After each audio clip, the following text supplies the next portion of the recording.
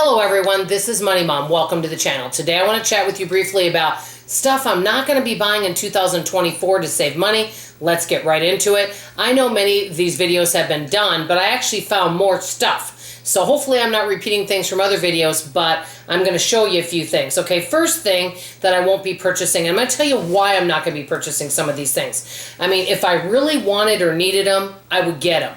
But this is what I think happens to many of us. We buy things, we put them in the closet, and they're out of sight, out of mind. And then we're out and about at the store and we see something similar and we buy it again because it's a great deal or it's a flavor we like. But we forget about what we already have at home. I think that's maybe happened to some of us at least. I know it has me. So an example is I love all different kind of flavored protein drinks. And I love this one. I do like this brand, non-sponsored Keto Chow. It's not that I'm not allowed to buy it, but I need to use what I have first. So kind of what I'm doing is I'm not allowed to buy a lot of these things unless I use what I already have at home. So the first one is specialty protein powders. I need to use all that kind of stuff that I have at home first before buying that. Next would be vitamins. I have tons of vitamins, and a lot of times we're told, oh, this vitamin's good for you, that vitamin's good for you.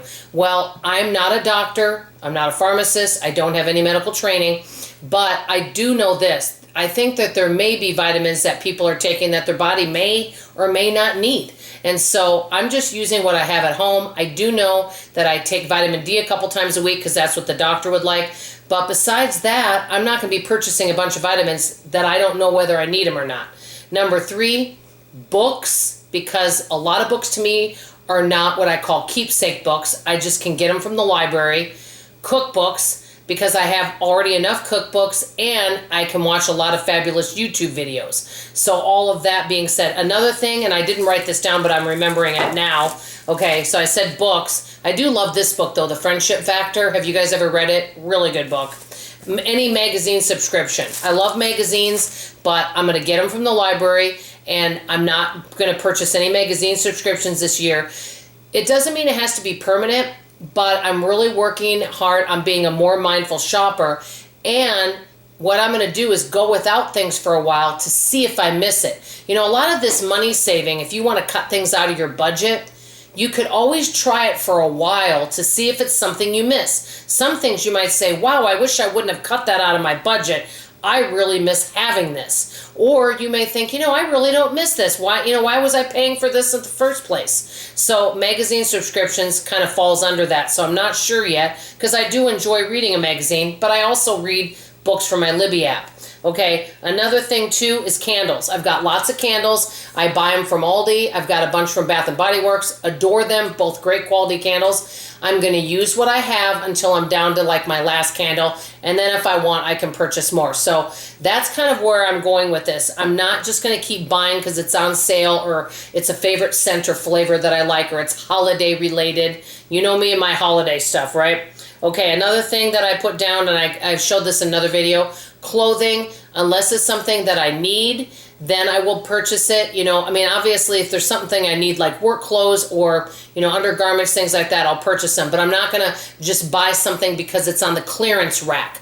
There's certain brands of clothes I like, and I'm going to stick with what I like and what's comfortable to me. Another thing is, and not that I don't enjoy them, fairs and plays. I've gone to tons of plays, I've gone to tons of fairs, so it's not like it's a new experience. I enjoy them, but they've gotten to be more costly, so that's something that I won't be doing in 2024. Another thing, and this is probably one of my toughest, because I love to cook and bake, and this thing is fantastic, by the way. I did get it off Amazon, not trying to promote or sell it, but it is a great product for squeezing lemons, and it's way better than the other little tiny one I got.